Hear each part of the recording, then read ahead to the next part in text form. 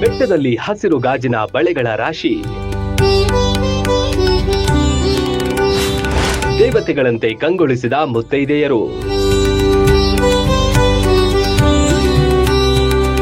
ಹಸಿರು ಗಾಜಿನ ಬಳೆಗಳ ರಾಶಿ, ದೇವತೆಗಳಂತೆ ಕಂಡ ಮುತ್ತೈದೆಯರ ಕಲರವ, ಶೃಂಗಾರಗೊಂಡ ದೇವತೆ. ಬೆಟ್ಟದ ತುಂಬಾ ವಿಶೇಷ ಸಡಗರ. ಇದು ಕಂಡು ಬಂದಿದ್ದು ಶ್ರೀ ಕ್ಷೇತ್ರ ಸುರಗಿರಿಯಲ್ಲಿ.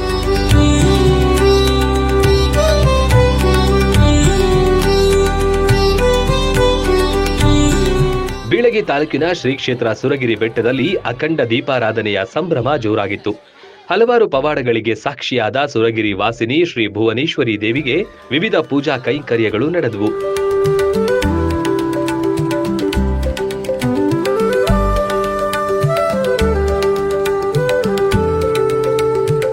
ಮೊದಲಿಗೆ ಬಳೆ ತೊಡಿಸಿ ಮುತ್ತೈದೆಯರಿಗೆ ದಂಡೆ ಕಟ್ಟಿ ಆರತಿ ಬೆಳಗಲಾಯಿತು. ಉಡಿ ತುಂಬಿ ಹರಿಸಿದ್ರು.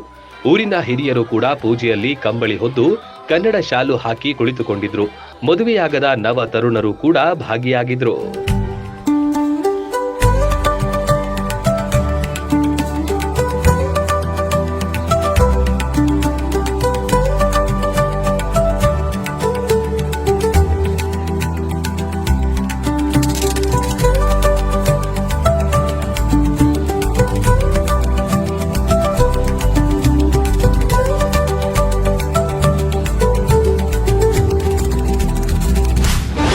ಘಟಪ್ರಭಾ ನದಿಯತ್ತ ಹೊರಟ ಮೆರವಣಿಗೆ.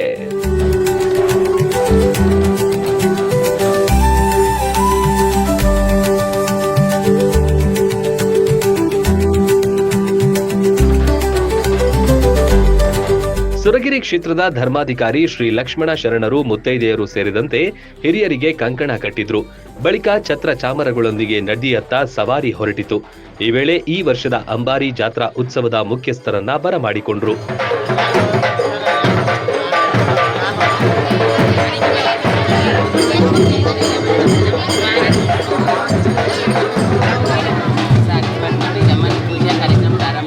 ಅಡಿಕೆ ಎಲೆ ಕೊಟ್ಟು ಬಾಯಿಗೆ ಸಕ್ಕರೆ ಹಾಕಿ ಜಾತ್ರೋತ್ಸವಕ್ಕೆ ಹಿರಿಯರು ಮುಖ್ಯಸ್ಥರನ್ನು ಲಕ್ಷ್ಮಣ ಶರಣರು ಆಹ್ವಾನಿಸಿದ್ರು. ಊರಿನ ಹಿರಿಯರು ದೂರದೂರಿನವರು ಕೂಡ ಈ ಕಾರ್ಯಕ್ರಮಕ್ಕೆ ಸಾಕ್ಷಿಯಾದರು.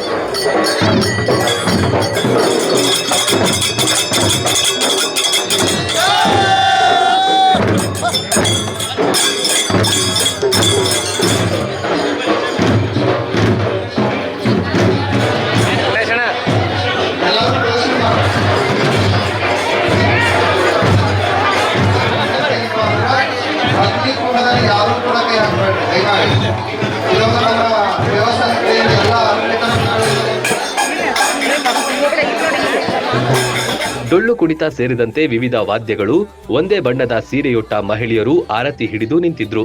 ಕುಂಭ ಹೊತ್ತುಕೊಂಡು ಘಟಪ್ರಭಾ ನದಿಯತ್ತ ಮೆರವಣಿಗೆ ಹೊರಟಿತು.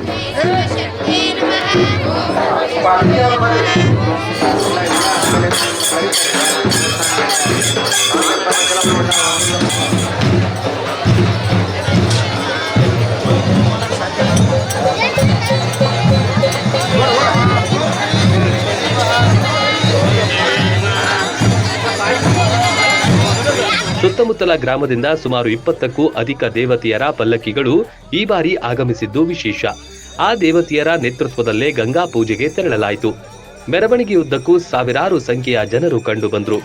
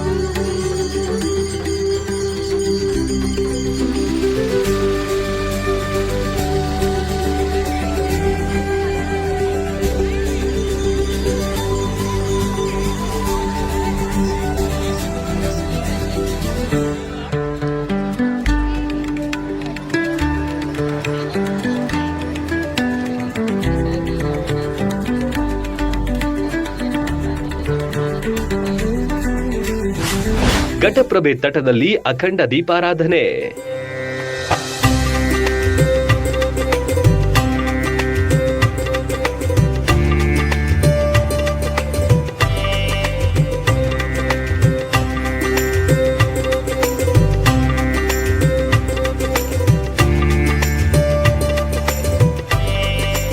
ನದಿಯ ಬಳಿ ತೆರಳಿ ಗಂಗಾ ಪೂಜೆ ನಡೆಸಿದ್ರು. ಬಳಿಕ ಗಡಿಗೆ ಪೂಜೆ ನಡೆಸಲಾಯಿತು. ಅಂಬಿಗ ಸಮುದಾಯದವರಿಂದಲೇ ಗಂಗಾ ಪೂಜೆ ಸಾರಥ್ಯ ವಹಿಸಿದ್ರು. ಗಡಿಗೆಯಲ್ಲಿ ನೀರು ತುಂಬಿಸಿ ಮುಚ್ಚಳ ಹಾಕಿ ಭದ್ರ ಮಾಡಲಾಯಿತು.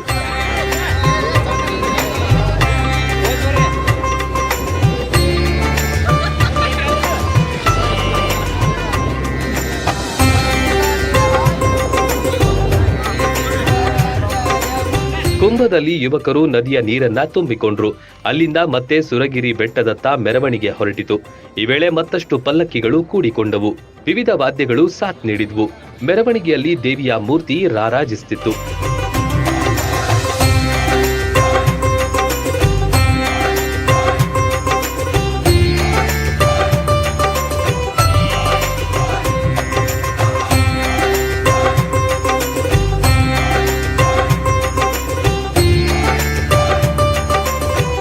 ಕನಕದ ಆರತಿಯನ್ನ ತರಲಾಯಿತು. ಲಕ್ಷ್ಮಣ ಶರಣರ ನೇತೃತ್ವದಲ್ಲಿ ಗಡಿಗೆ ಪೂಜಾ ಕಾರ್ಯಗಳು ನಡೆದವು. ದೇವಿಯ ಮೂರ್ತಿ ಎದುರು ಗಡಿಯನ್ನಿಟ್ಟು ದೀಪವನ್ನ ಹಚ್ಚಲಾಯಿತು.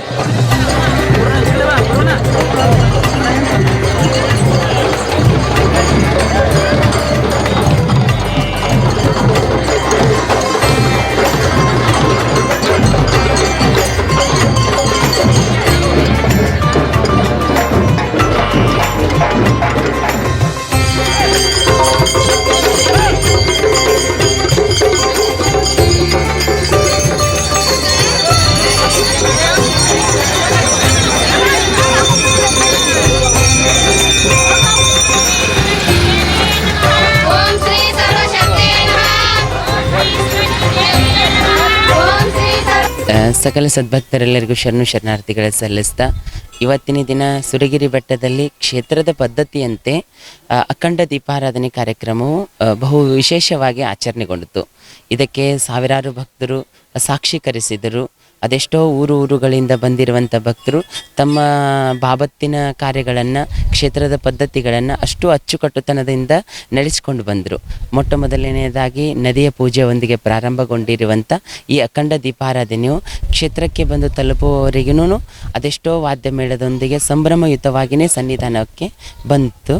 ಆ ನಂತರದಲ್ಲಿ ಹೇಳಬೇಕಂದ್ರೆ ಈ ಸರಿ ಪ್ರತಿ ವರ್ಷ ನಡೆಯುವಂಥ ಈ ಅಖಂಡ ದೀಪಾರಾಧನೆಯ ದಿನದಂದು ದೀಪವನ್ನು ಹಚ್ಚಿದರು. ಅಂದರೆ ಇಂದಿಗಿನಿಂದ 108 ದಿನಗಳ ತನಕ ಅಖಂಡವಾಗಿರುವ ದೀಪಾರಾಧನೆ ನಡೀತದೆ.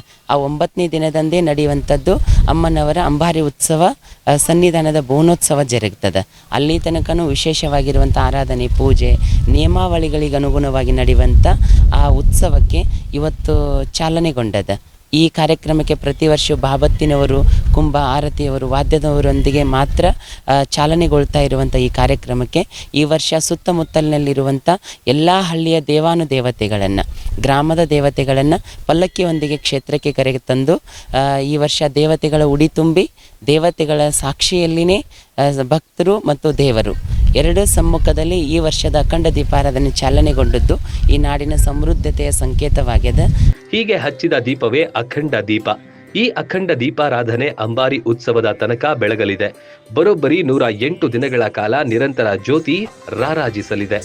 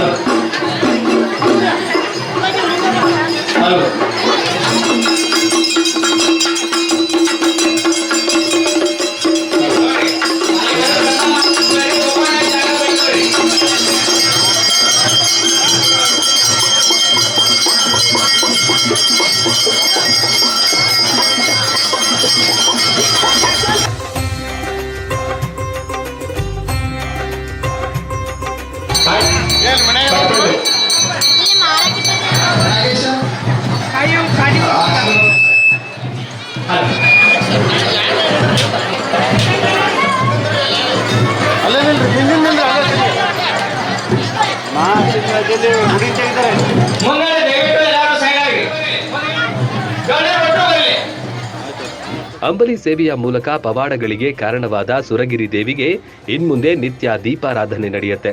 ಹಲವಾರು ವೈಶಿಷ್ಟ್ಯಗಳ ಮೂಲಕ ಈ ಬಾರಿಯ ಅಖಂಡ ದೀಪಾರಾಧನೆ ಕಾರ್ಯಕ್ರಮ ಚಾಲನೆಗೊಂಡಿತು. Run TV news, Suragiri.